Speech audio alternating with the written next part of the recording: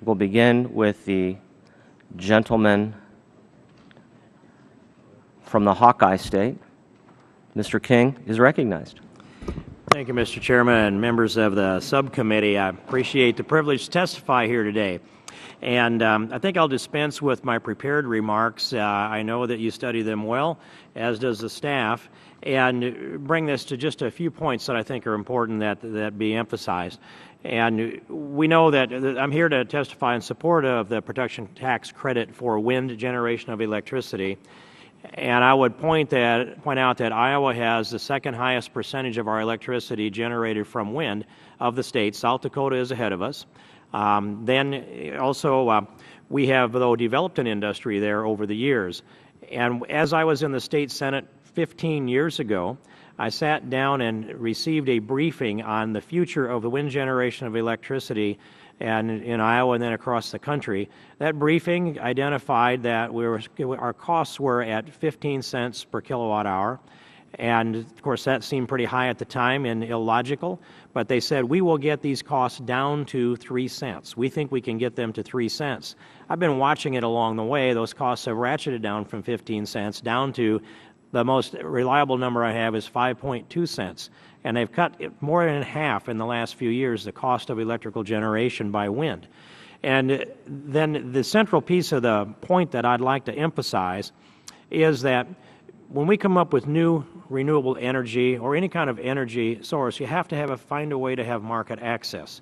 I was involved in the ethanol industry early, been involved in the biodiesel industry, now the wind industry, and my congressional district produces more renewable energy than any other congressional district out of all 435 in America.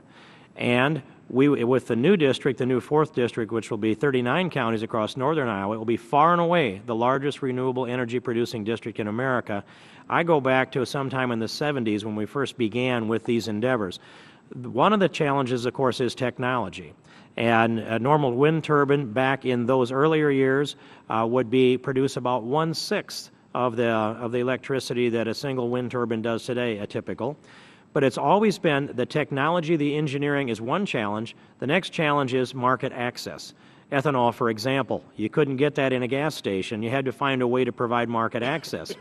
Well, we've gone through this process in each of these renewable energy components and provided a way to kind of crack into the market access, if you will. And now we're on the edge of blenders pumps for ethanol, and they have come to us and said, we'll let go of the blenders credit because we're ready to compete in the industry now. We just need a little more help with market access. Similar thing is taking place with wind, is why I bring up the ethanol in relation to wind. We have a tremendous infrastructure that's been built. And that infrastructure has to have a little pay down on the return on investment before it can sustain itself. I watched as 100 bases were put in place before the credit was extended one fall several years ago, and it was about the 4th or 5th of December when the Ways and Means Committee moved the production tax credit for wind. From that date in December until the 31st, 100 towers were stood up, 100 turbines were put up, and they were online, and it was the only company in the country that took advantage of the credit that year. But we need to have some support to extend this so that we can phase this support down. And I'd go to the industry and ask them how soon. I don't want to go on record as saying how soon, but I'd very much like to see an extension here. And if that extension becomes a condition that they come back with a proposal on how long it would take to phase that down, I think that's an appropriate and responsible thing for us to do. And I see I've run out of time. I appreciate your attention. I yield back. I thank the gentleman from Iowa. Mr. Neal would like to make a point. Thank you, Mr. King, for your testimony. That's the point that I've been making all morning, that you need it until you phase it down. That's precisely the point that I've been trying to make. And you made the argument that but for that production credit, those turbines wouldn't have been up and running. Is that correct?